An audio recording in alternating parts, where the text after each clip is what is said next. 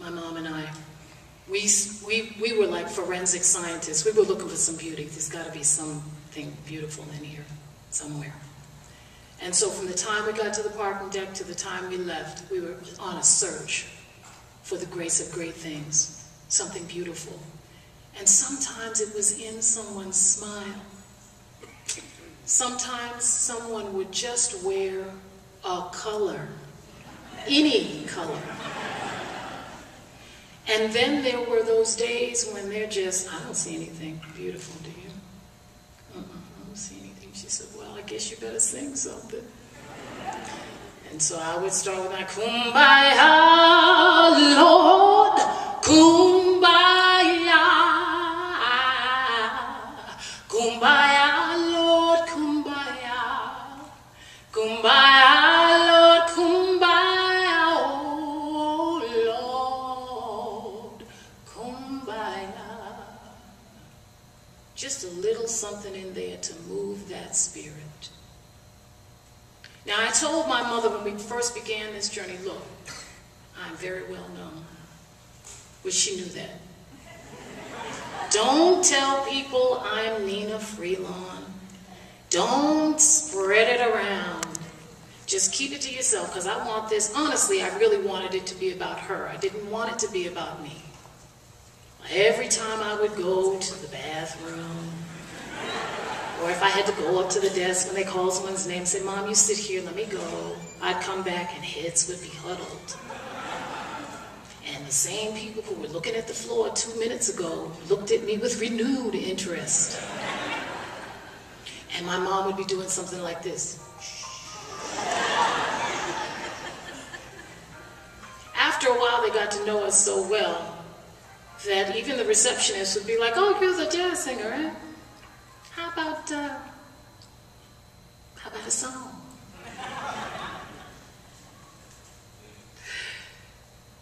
We found the grace of great things in almost impossible places. Violins in the foyer of the hospital on one day, and we were transfixed by the beauty of that moment. Somebody humming. They were pushing a mop, but they were humming. That was a beautiful, beautiful moment. One day, there was a young woman in a hot pink wig. She was obviously going for her chemo treatments, and she looked like an angel to me. I wish I had run after her in that wheelchair just to give her a hug, because on that day, she embodied the grace of great things.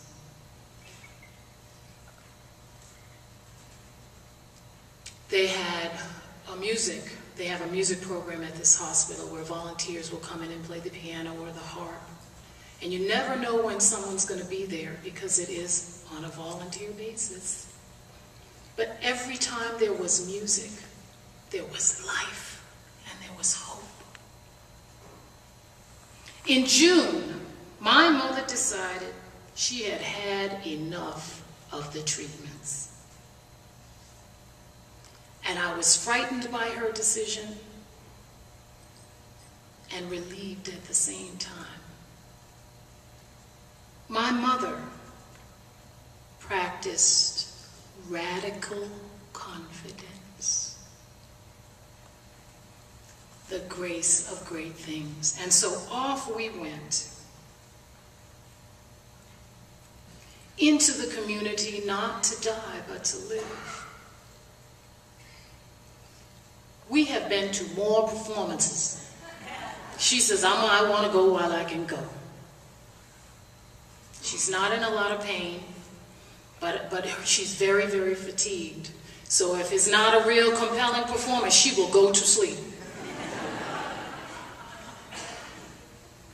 We've been to community gatherings, we've been to dance performances, theaters, we've been to the farmer's market where there's wonderful fiddlers.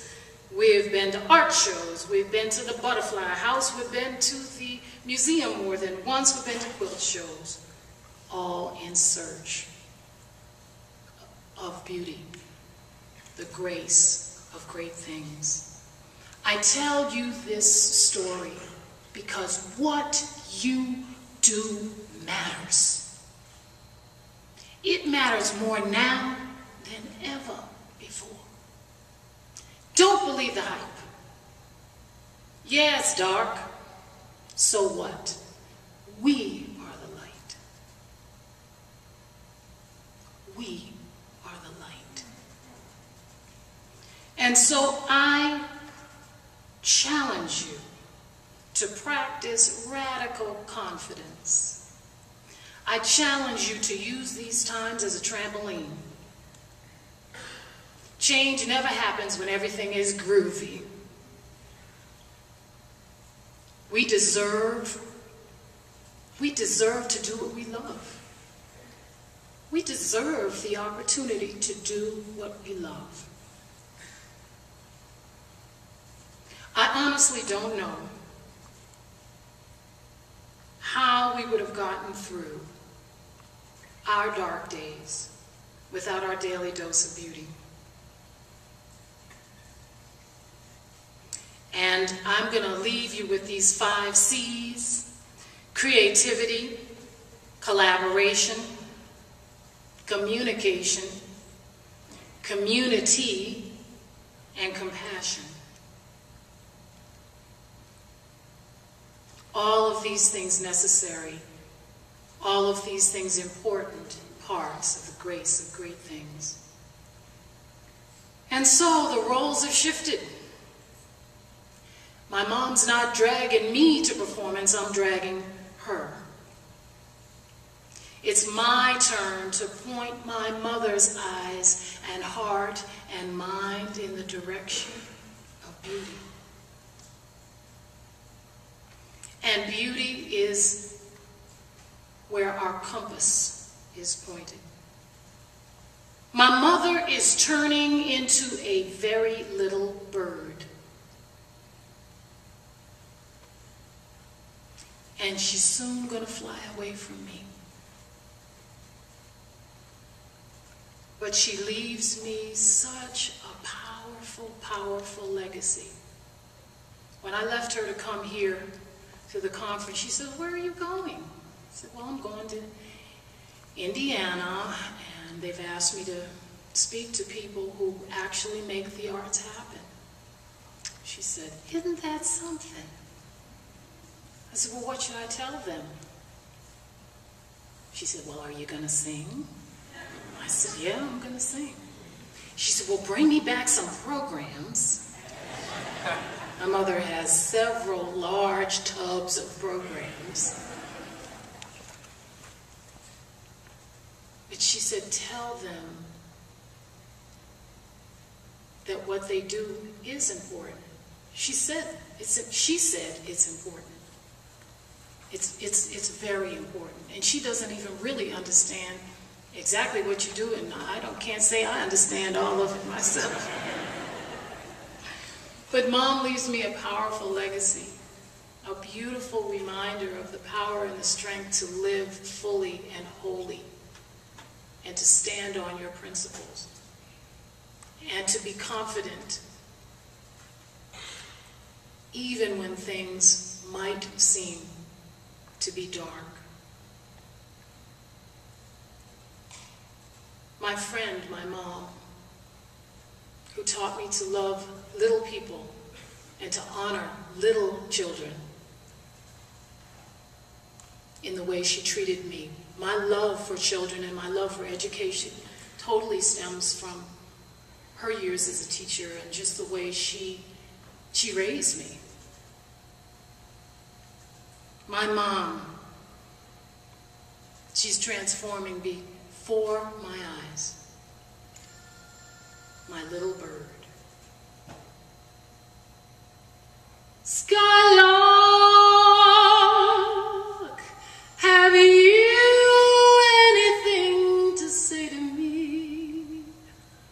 Won't you tell me where my love can be? Is there a meadow in the mist where someone's waiting to be kissed? Sky